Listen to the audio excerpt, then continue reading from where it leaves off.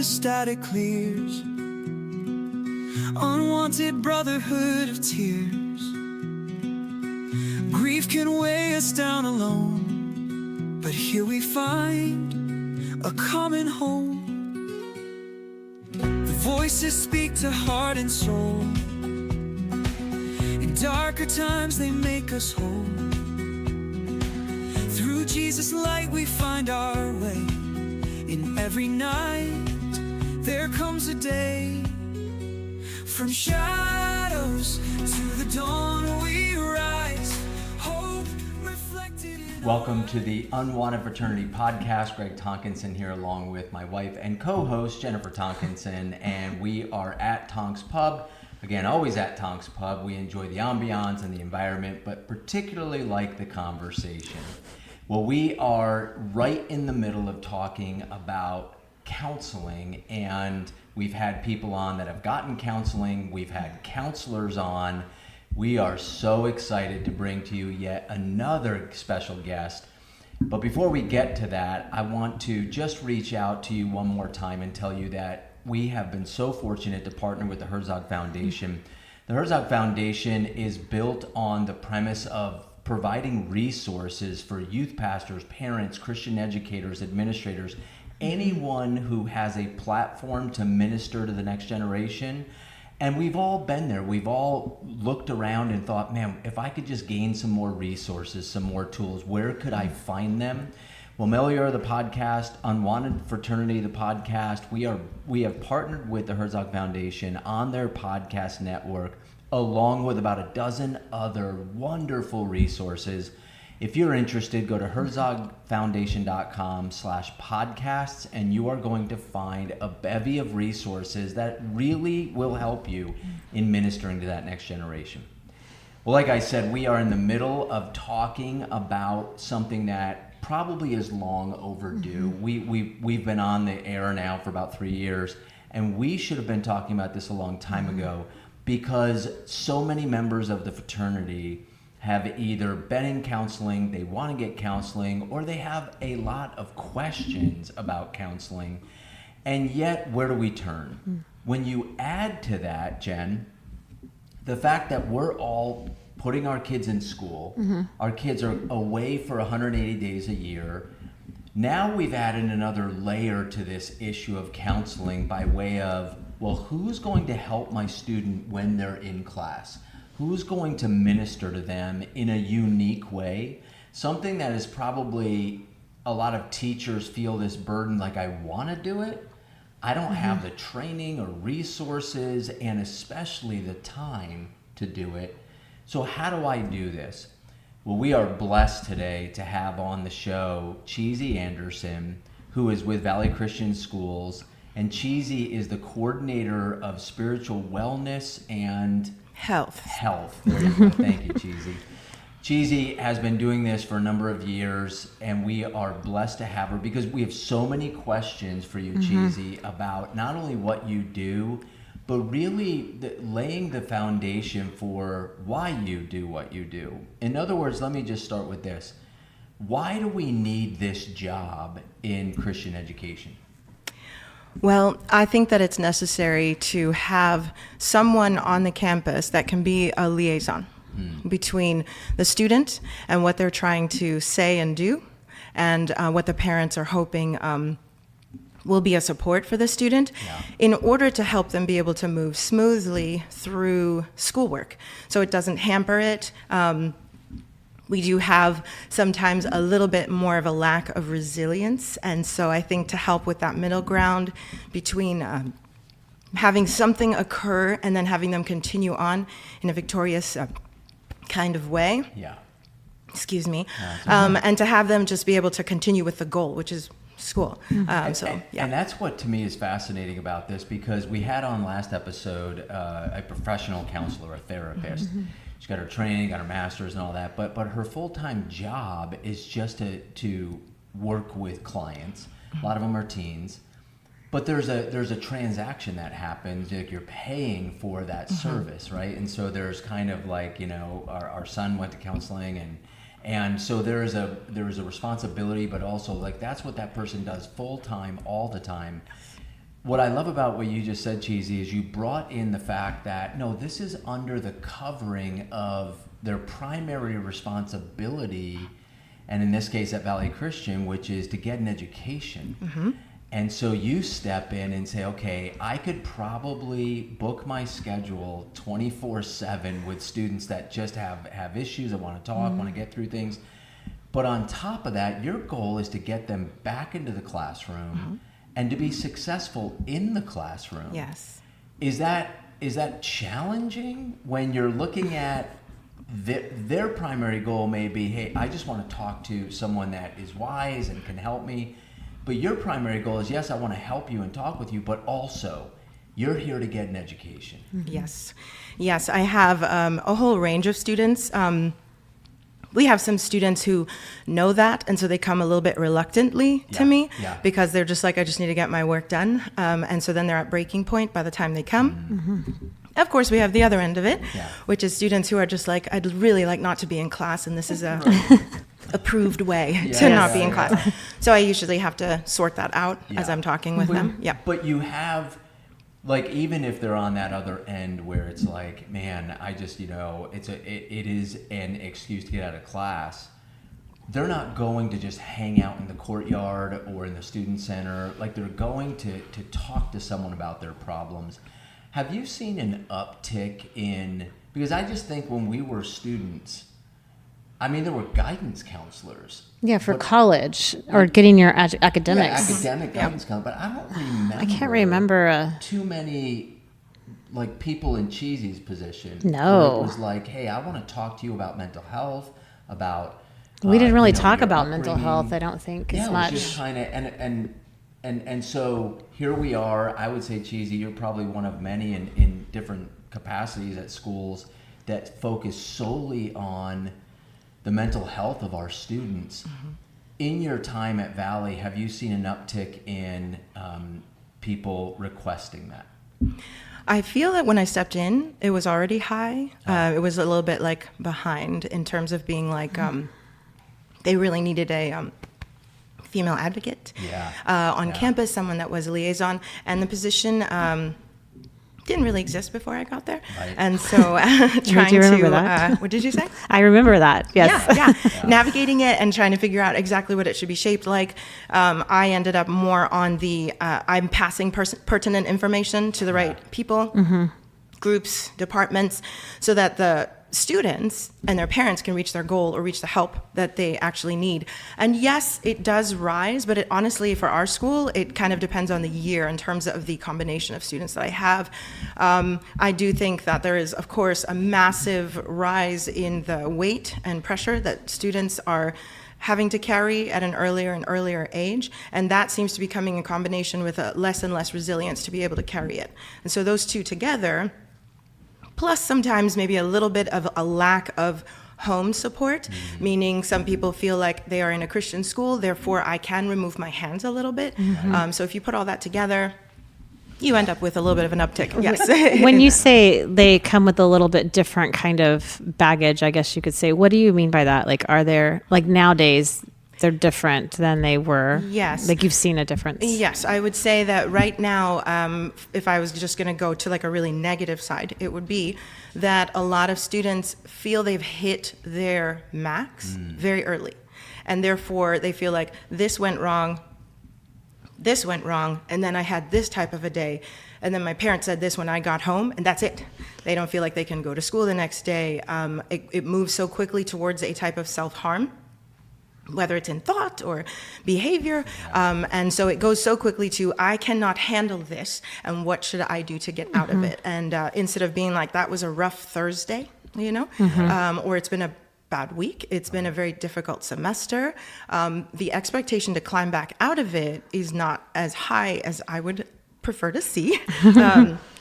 So they end up with sort of I need to step out of it, like remove me from the situation instantly. And most people can't do that. You can't really just stop school or not see any of your friends.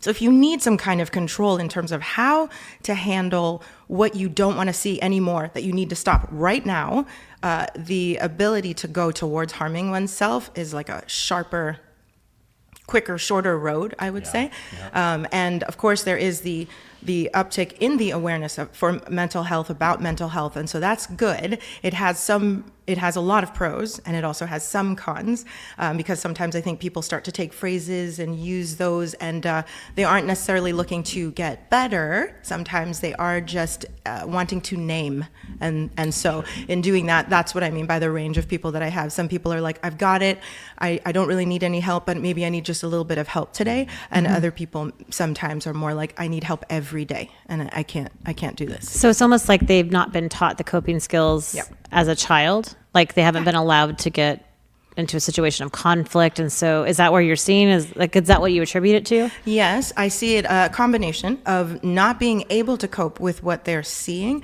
It seems like the training for the ability to handle a situation and know that you will come out on the other side. That part seems to be missing. It is as if everyone is aware that they will have a difficult situation, but they expect it to mark them for the rest of their lives. I hear that a lot when they say, the reason I fill in the blank is because of this thing that happened to me in 3rd grade, 4th grade, and therefore I can no longer fill in the blank. And so trying to rewrite that just because you can name it doesn't mean you have to stay there, Are there any, I mean, we talk, Chizzy, a lot on this program about divorce. We talk about death. In your experience, in your position right now, dealing again with primarily 9th graders up to 12th graders, how are they responding to such massive trials and events in their life that are super traumatic? In your experience, when they come, is it internal, is it external, a little bit of both? How are teens responding to because it's one thing when, and again, there's all levels of, like, if you go through a breakup or something, your parents yelled at you or whatnot, but if your parents come home and they say, hey, we're going to split up, or, hey, Aunt Jane just passed away or whatnot, how are you seeing teens today respond to those? I would say that those two, if I were going to divide them, I would say divorce on one end, which is brings a type of grief, and then death on the other end. So focusing on the divorce side of it, it's interesting to watch. There is a lot of self-talk of this can't be that big of a deal because so many people have gone through it. So there's a lot of confusion. I noticed that with divorce in particular, the students do tend to go a little bit numb, like, well, it is what it is. I guess this is how it's going to be. And trying to figure out, maybe they do a lot of parental defending, I've noticed. Not necessarily to me, it's almost like out loud. Like, I know they love me. I know they really tried. I know it's been really difficult for my mom. I know my dad's having a hard time, that kind of thing. It's like they're trying to make sure people know, like, effort was put into this, and they just have to handle wherever it's gotten to. They do seem to try to remember how to behave. Like, how are other people behaving? Therefore, how do I behave? What do I need to do to make this work? There does end up being just some of the maybe physical fallout, disorganization. Going from house to house is no joke. That's so hard. No joke. So even in things like dress code, I've had students who completely forget. Like, I have students who have specifically said, I don't want to rebuy all my clothes, so I just take them from house to house and house to house. And maybe a parent is saying, you need to have those things at your father's house or your mom's house. And they don't.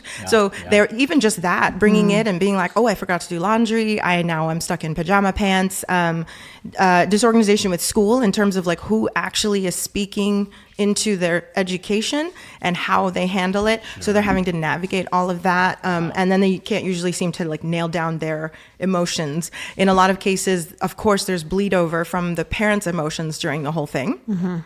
So the students are trying to be loyal to both, generally, unless there's, like, a very, very harsh situation where they feel obviously like, my mom shouldn't be involved in this, but it's never just clean cut or, cut and dry. So that's. Hey, because I think a lot of our listeners, especially in Christian education, will be interested. Either their school has a position similar to this, doesn't have one similar to this.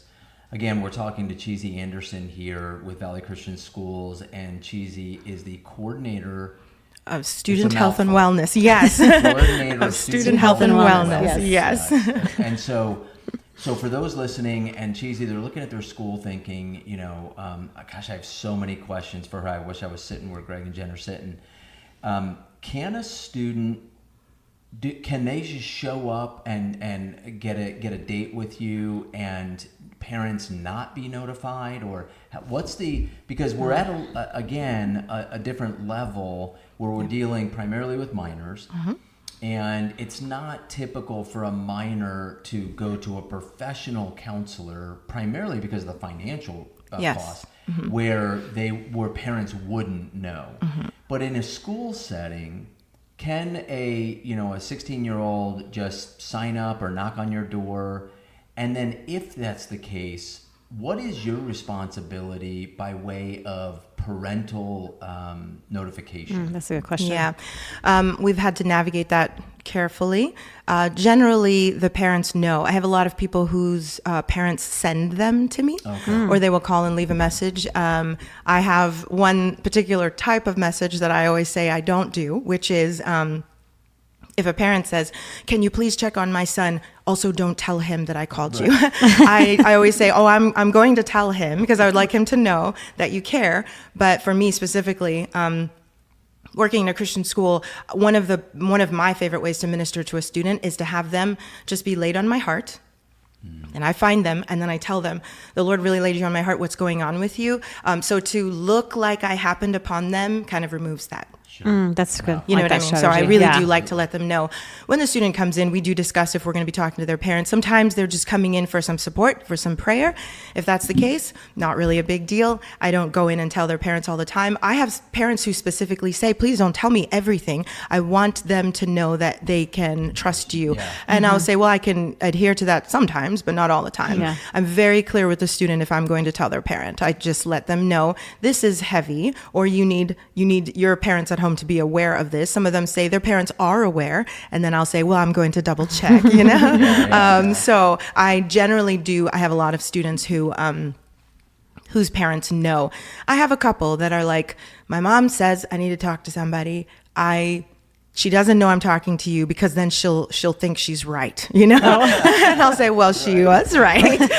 So yes, but generally I think most of the parents do have an idea. Sure. And I do hear at different places like sporting events where parents will say, I heard what you told my daughter the other day. So that also makes me happy when the student voluntarily goes home and shares something, especially if it's not like a situation that is mandatory reporting or anything like that. And that is good. Yeah. And so we want to talk about strategies for sure, but logistically, because I know a lot of schools will be listening to this thinking, okay, if I create that position, do you have set times for these kids by way of like, hey, I'm going to give you 30 minutes max, or I'm going to give, because again, it's not, they're not paying for this service. And, in a regular counseling session or a therapy session, it's 60 minutes, 90 minutes, 30 minutes, and there's a hard stop because of the financial obligation. But in a school setting, I could see this becoming, hey, you've been here for spend hours with Chizzy. And again, I don't want to minimize, like some things just take a lot of time to unpack. So tell us a little bit about time, an average amount of time, but also frequency. Would your recommendation for schools that don't have this position be, hey, 6 sessions or the whole year, or how many sessions can a student get in this type of job? Yes. So some of the limits I use are, we definitely try not to book anything unless it's not over a core class.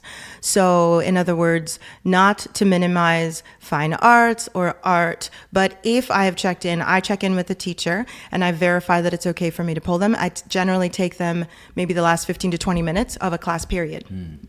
Depending on if we're having a half day or something. And so when I do that, it helps break it at the point of the bell.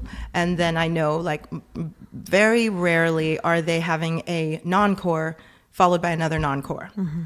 Right. Does that make sense? Yeah. So I end up being able to say, well, that's the bell. We have till this time, and then give them a pink slip because they're usually just a little late, and then they head on to their next class.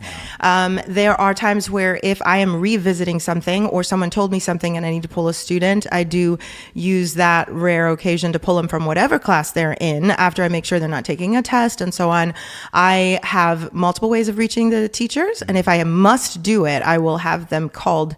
Like I will have the front desk call in to the room, but that's extremely rare because the reaction of being called to the front, no matter what it's for, causes a ripple. So I try not to do that. But usually I'm contacting the student by email, and then I'm contacting the teacher by text and email just to let them know and make sure that it's verified. Since the phrase, "we're not doing anything in class," is what a lot of students will say. And you're like, of course you're doing something in class. So I do try to limit it to non-core, and it's about 15 to 20 minutes. Now, of course, we fly well over that, especially if once they're sharing with me, which a lot of it comes out cold. Like, I don't know what you're coming to talk about.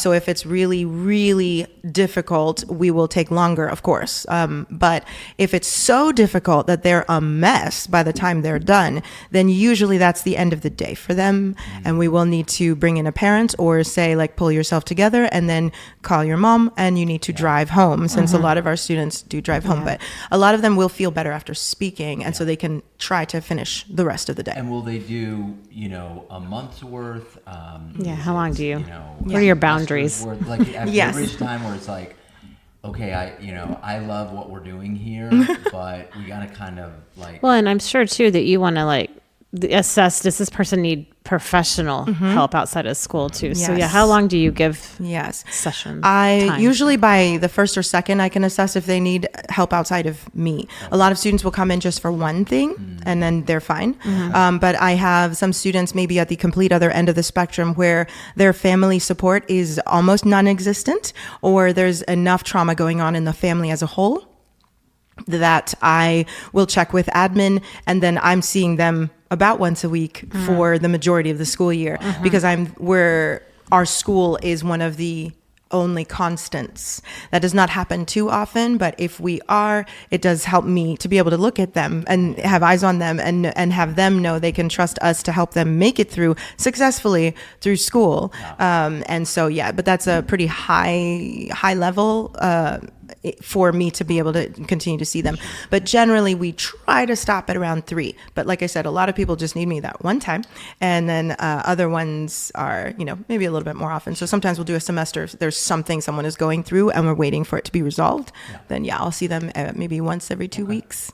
Do you meet with male and female students? I do, yes. Okay. Yep. I mean, Because I know that we have you as our female dean kind of thing idea, but I didn't know if we used another male male person at the school to. We have some other people that they speak to, but yes, I have a lot of boys that come, in my direction. I definitely have more girls than boys, but yes, I do see males as well. Have you ever like shared something with a parent, and even if the parent knew that the student was going to come see you, but the parent was surprised at what was being shared by way of like, has a parent ever been surprised that their kid was dealing with something? They may have thought it was this, but it was really more of this, or because I'm just thinking like, if, like that would be an interesting / awkward / confusing conversation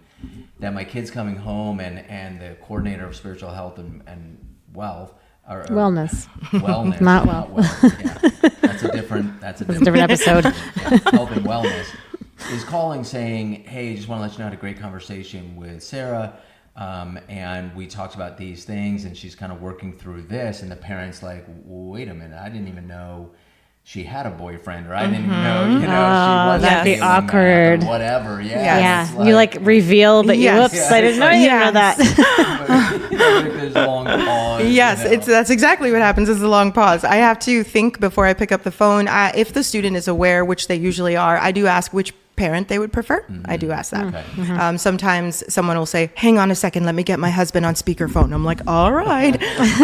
I do start right away with a generally chipper voice so that they don't freak out. I mean, it's a call from the school. And then I have to assume that they may not know. So I'm coming at them with something that they may be completely shocked. So yes, there are sometimes that's a fully great strategy. awkward moments. Sometimes the awkwardness is coming from, I didn't know you knew about this, right? Like they didn't know their child was talking about it. And other times it's just like, what? Like which child? So trying to help them understand and also lay out that there's grace, that the Lord is here, that I'm coming as a conduit for support and help, and that we will do it however we need to. And also trying to explain what is their role in something that they hadn't even thought about. So I do, sometimes I will have an extremely long parent conversation because sometimes they'll call me back or they'll say, I've never dealt with this before. What do I do? Yeah. So there are tears, confusion, sometimes really strong volatility as they're sorting through it. And I just basically have to navigate on that phone call, like how it needs to be and what their next steps are. And if there are any other resources I can present to them. Sometimes there's denial. And then I have to decide if I need to push because I know what I heard and I know what I saw. Right. So there are times where, for example, someone maybe took what I said a little more lightly. Like, I think maybe that's an over-exaggeration. At which point I said, well, then I'm going to send you the screen capture from their phone. And then they're like, oh, so I don't usually just drop that on them. But if it seems to be a problem with them getting the information out of their student, sometimes it takes some maybe encouragement. I have had parents in the past that say, can you just tell me what's going on? She never talks to me.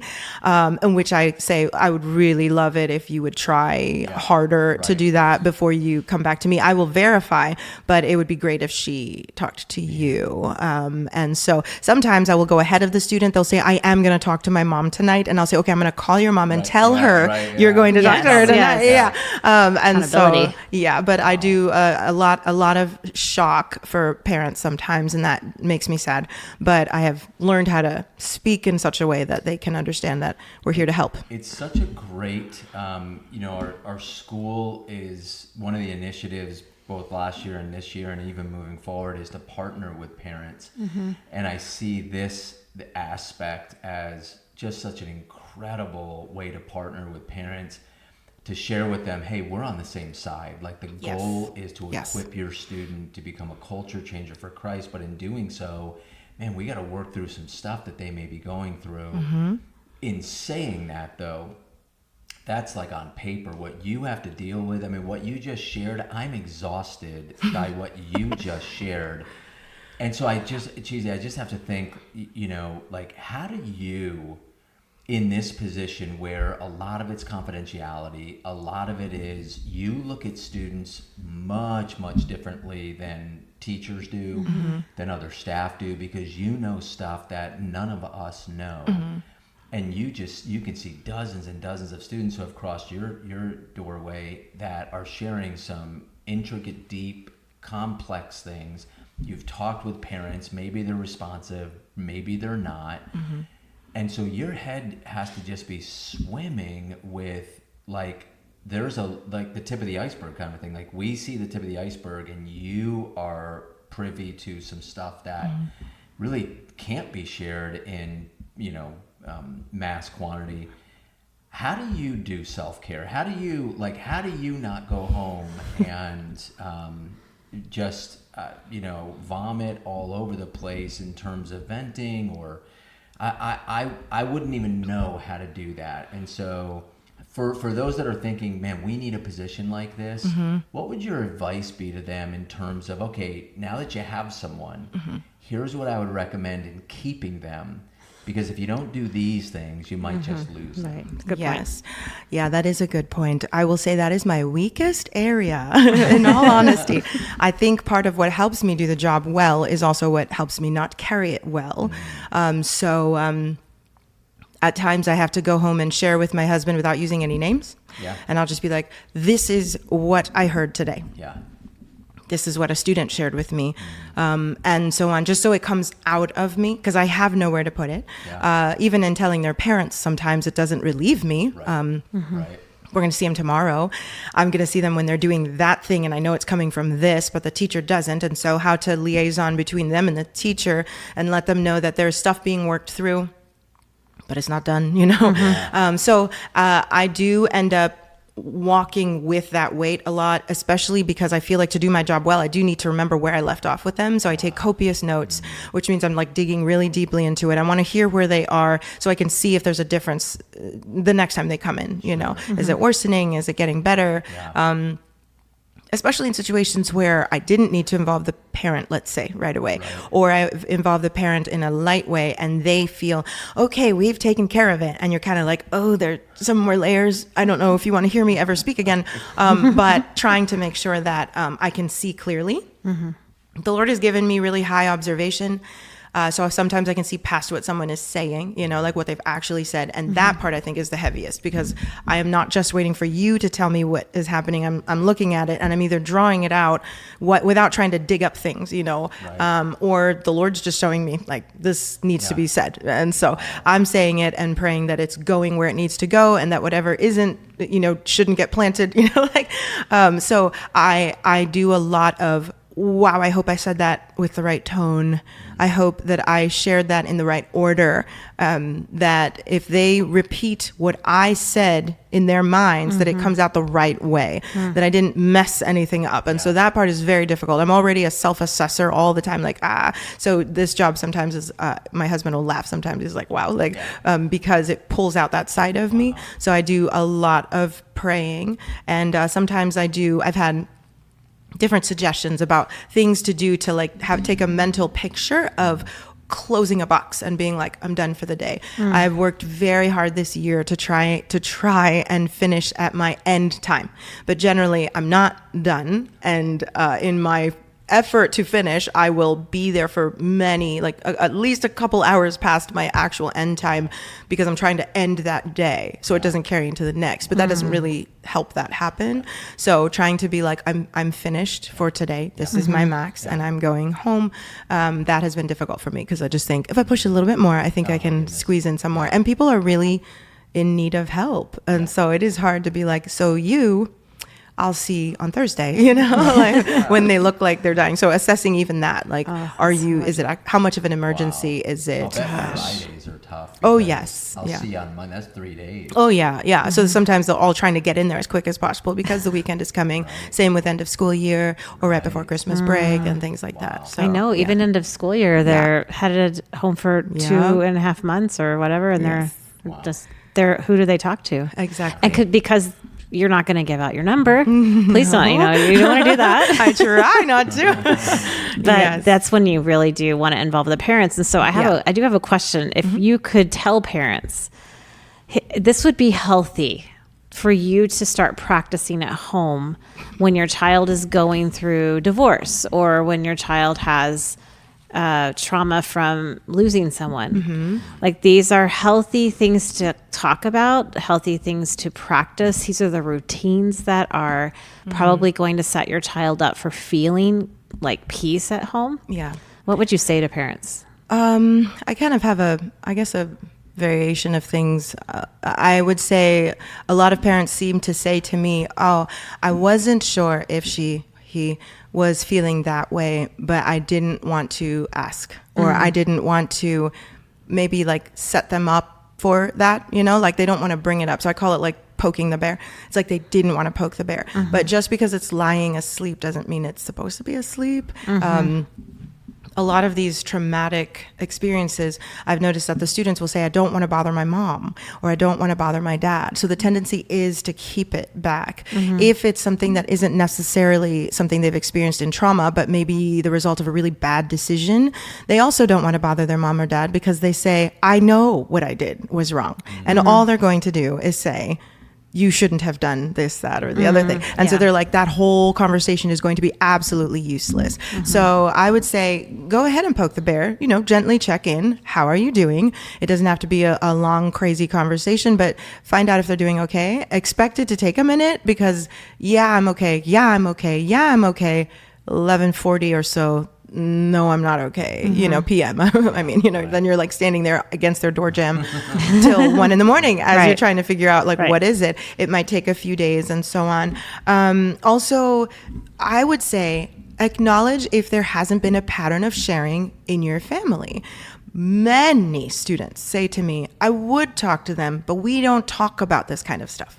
I would talk to them, but we don't pray as a family. I would, but we don't do that. So many of them say that. And I try to say, you can also change that in your family. It's difficult because you're not the person in charge in your family. Right. That I would say, as the parents, acknowledge, we don't normally talk through things like this, but let's do it for this situation or from now or newly, change that pattern. It doesn't have to be like we never do that, so we're not going to do it. I would also say schooling your features. It's a phrase I use with my girls. There are times where what is the wrong response? It is shocking or it might be upsetting what your child's about to tell you, but at least handling it, even if you have to tell them, give me a second, I gotta breathe, I gotta walk for a minute and I'll be back. But to be able to, the amount of students that tell me they're afraid of the initial reaction or just afraid of a breakdown or deep anger. And I know that's common, of course, but I think sometimes it doesn't always have to be that way. So schooling your features, watch your shock face, just a little bit. Not like, oh yeah, that doesn't surprise me at all. You don't have to fake it, but maybe just try and think okay, for them to get to the point where they're going to tell you themselves and not because the school is calling to say, we have footage of your child doing blah, blah, blah, that's a pretty big step. And so I would say that's what it is. And then at the very bottom of it, trust the Lord to provide the resources for your family to navigate the yuck.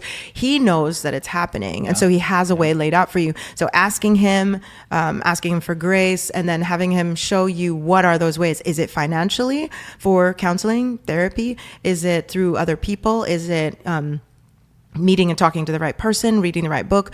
Those things, the Lord knows that they're there, and he has given you the ability to and the responsibility to raise, to train, and to comfort and nurture your child. So there's no way he's going to get to this point, as scary as it is, and just leave you hanging. Right. So just to be able to trust the Lord, even if that's not a normal stance for a parent, but hopefully in being in contact with our school, it would be something that they would be willing to try, as scary as it is, to trust. Really good, practical, and yet super helpful, just tools. I think, as parents, it's never a problem until it's a problem, where I'm walking into a situation and I'm faced with, I've never dealt with this, and wow, here are some practical things I can live with. I think of Chizzy, when Paul says, bear one another's burdens. You are truly doing that, and we are forever grateful for that.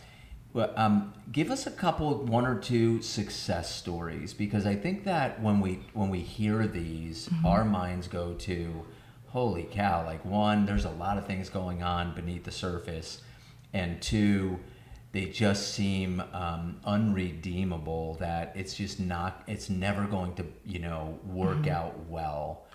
Help our listeners with, no, it actually, not all the time, but every now and then, you get blessed by seeing some progress or fruit in some of these students.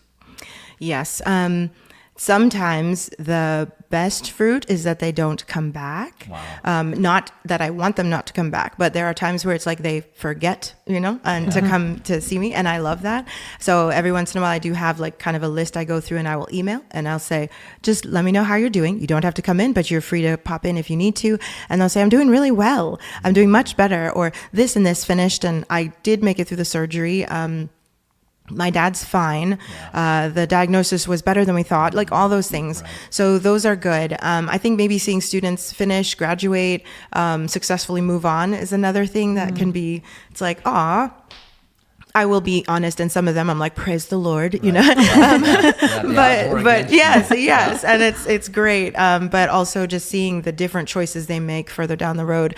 I have some girls at different points throughout the time that I've been at the school for the last few years that were made some really obvious and public bad decisions, let's say, that they really regretted, and working with them to simultaneously be growing away from that, while knowing that the ripple effect is going to stay for a while.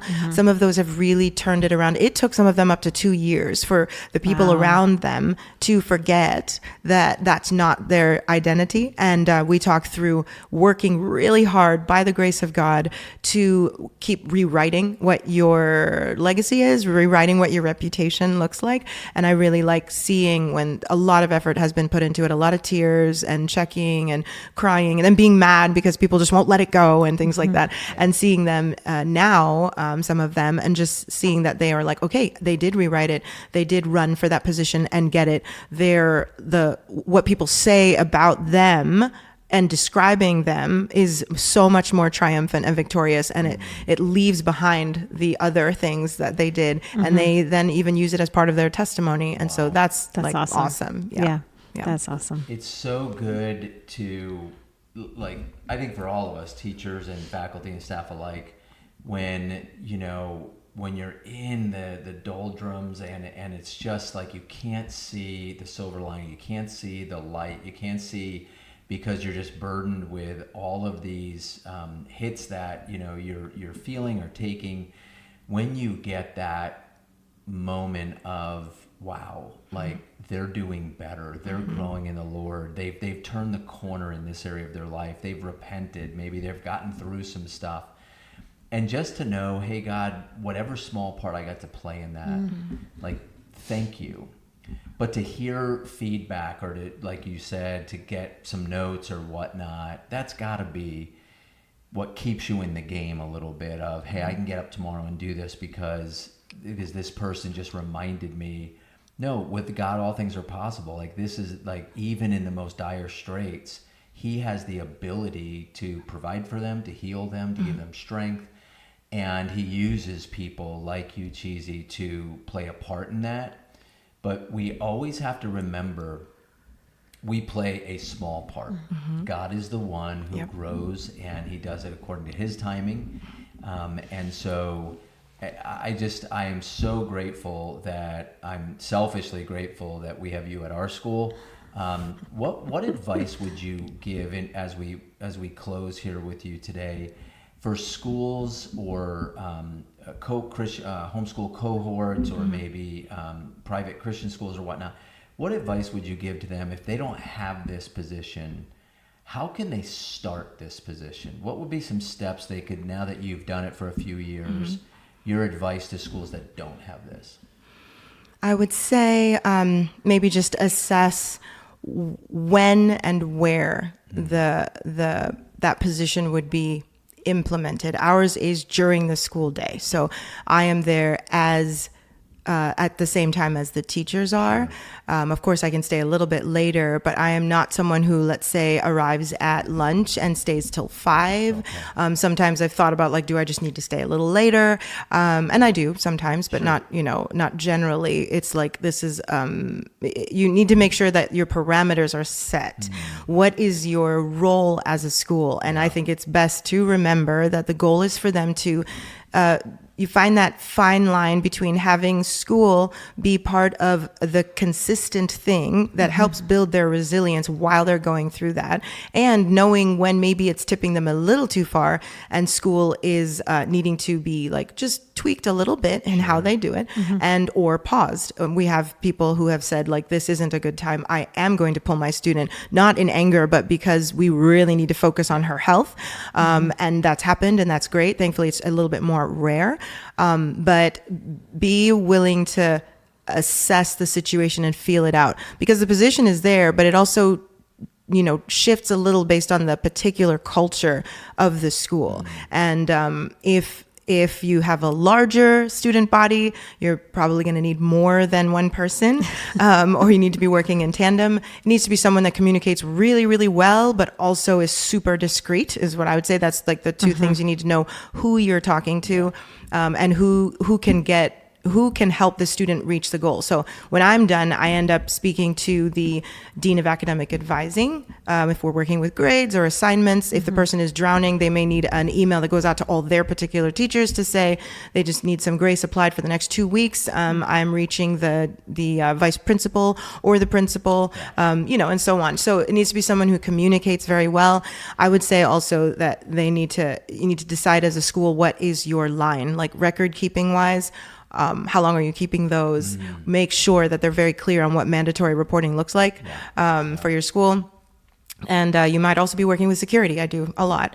And regardless of what sort of circle you're in, I think probably one of the hardest things is that my job then bleeds into discipline, which is very intriguing to do discipline and this type of thing. But I am either the one that's hearing something that needs to be reported, or I am helping someone walk through something, or they've inadvertently told me something, and so trying to figure out how to pass it on. But it's not usually always a pass on. It's also me. I was in there and heard it first, or I am the girl, or like I'm the female. So I'm in there, or, parents wanting to speak about things from racial things to male-female relationships. And so I end up being in there as an advocate, as a listener, and so on. So it is kind of I want to say a globular job. So if a school is looking towards that, I think they need to really set some pretty stiff boundaries and then be willing to adjust them as, as you see the needs in the school and so on. And probably,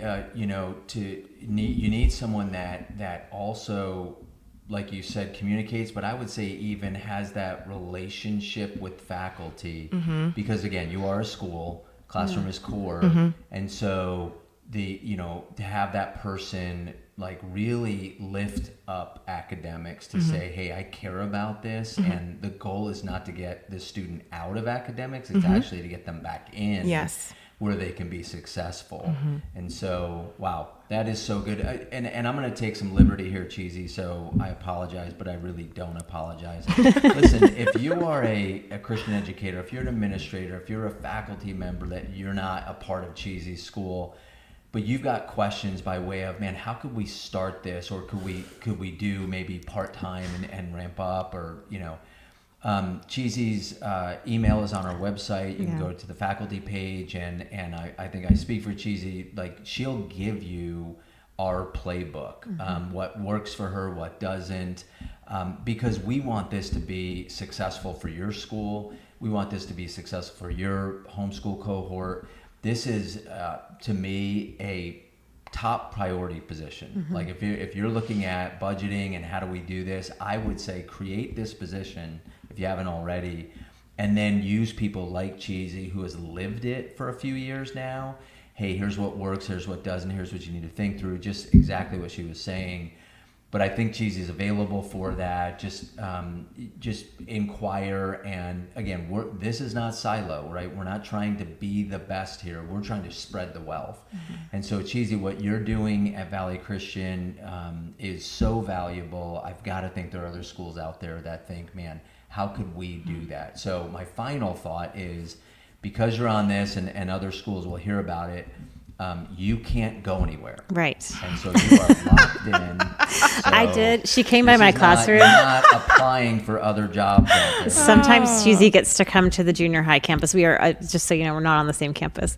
And she came in the other day to grab something after chapel. And I said, hey, maybe you could be part-time here next year. And she's like, I love that, and yet I don't think that's going to work. But gosh, and I just hear like junior highs need also. It's starting so much younger. Yes. Very much. Kids, like I think it is because kids are really struggling with how to cope, Yes. and so having someone even at the junior high level, Yes, definitely. we need somebody to do that. So. Anyway, it's been so good. Chizzy, time flies. Yes. We're out of time, but thank you so much. Thanks for joining us on One Fraternity, the podcast. Remember, when you're going through things, trauma, grief, pain, suffering, our tagline, which is so true, is you are not alone. And this show in particular is the epitome of that. There are people out there that are just trying to be used by the Lord to help you. And so remember that you're not alone. Please, please, please don't hide your pain and suffering.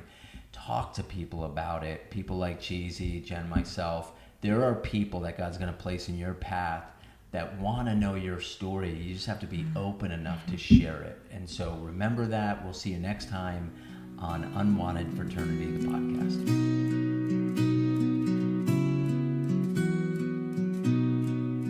Turn on the mic, the static clears. Unwanted brotherhood of tears. Grief can weigh us down alone, but here we find a common home. The voices speak to heart and soul. In darker times they make us whole. Through Jesus' light we find our way. In every night there comes a day. From shadows